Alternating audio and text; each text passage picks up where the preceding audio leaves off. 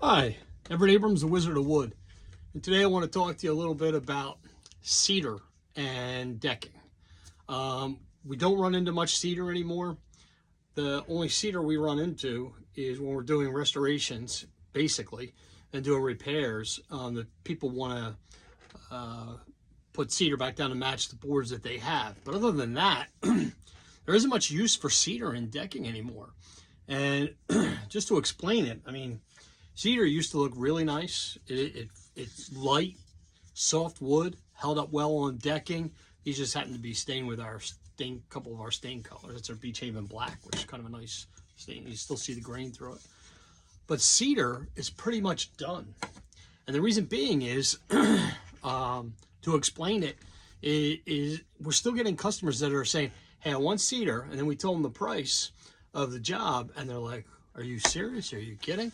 Because people aren't really keeping up on the prices of cedar and what's happened over the years. So I'm going to give you a little evolution and what's happened to cedar, where we are today, and why it's basically non-existent at this point. And then I'll talk about the reasons, or the instances where we're still using cedar, and then the alternatives. But back years ago, NAFTA was in place, but a tariff was still put on cedar, and the price went up.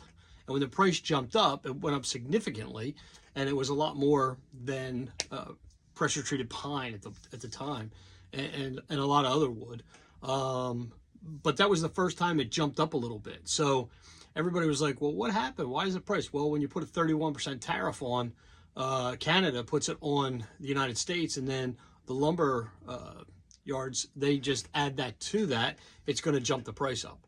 And that's exactly what happened. So then you fast forward to the pandemic, and we had supply. We could talk about what it was or what it wasn't with supply issues, but the point is, whether or not the truckers were getting the wood to us, whether or not there was a supply issue where we had people not cutting wood, whatever, you can debate all everybody wants on that topic. The point of that matter is, during the pandemic, is that because of supply and demand, the price bumped up again.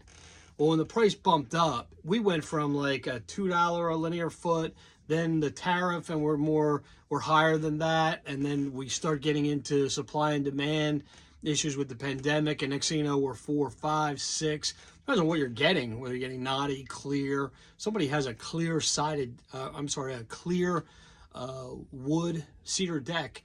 That's expensive, with no knots, or even siding on the house. So clear wood's going to really jump up. So you say, okay, well, what's the alternatives? Well, if somebody's on a budget, they're going to look at a couple things. One is pressure treated pine. If you get pressure treated pine, you get kiln dried, prime, no knots, you're probably looking somewhere around that $2 a linear foot today. And that's good wood for decking, but on a budget. Then if you go to some of the composites and the manufacturers of composites, for example, Trex Enhanced Basics, that is around that $2 a linear foot as well. So they're relatively the same. So when you can get a composite, even though it's a lower end composite, and then there's some that are next up in the enhanced that are still under $3 a linear foot, there's no reason to use cedar. Cedar's become obsolete because of the changes in the market. So most people are not using cedar, but I'm still getting people that are asking about cedar deck. Usually it's an older demographic. Cedar's kind of gone by the wayside. So if you're watching the video, that's all I'm really telling you, is something some people probably already know, but cedar's basically become obsolete.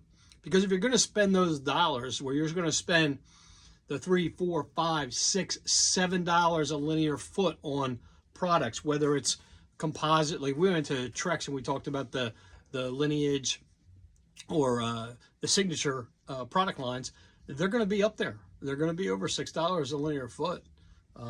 Depends on where you're getting them. They're going to be expensive. So people go to the composite decking. And when you get to the composite decking, it's going to be a little more expensive. Or there are wood alternatives that people don't talk as much about that are out there. So there is Ipe, there's Garapa, Kumaru, a lot of the Brazilian hardwoods, and other products that are out there, whether it's bamboo decking, or thermally treated wood that's being used as well, that are alternatives that also detract from using the cedar. So basically, cedar's become obsolete in the decking industry. And if you haven't heard it before, you're hearing it today, you're hearing it now from this video. Most people are going to something else, and the only thing we're really using cedar for is to continue the use of a cedar deck that's already in existence, to do repairs to match the wood that's already there. Other than that, most people are replacing that cedar deck, and cedar's kind of gone. And that's just kind of the way it is. Things change, times change, so does the decking industry. It's also good to keep up on products, whether it's stains, decking, the type of wood, that kind of stuff, or it's the engineered products like the PVC, polymer-based and composite decking, and even those have changed. Used to be like around 50% recyclables. Now there's some of them only 5% recyclables, or 95% recyclables, I'm sorry, only 5% wood. So those things have changed over the years too. It's a good thing to keep up on everything. I'm Everett Abrams, the Wizard of Wood. Hope you've enjoyed this video. Try to give a little reason why cedar's kind of gone obsolete and why we're talking more about engineered products or some of the other types of wood that are out there and what reasons for. Have a great day.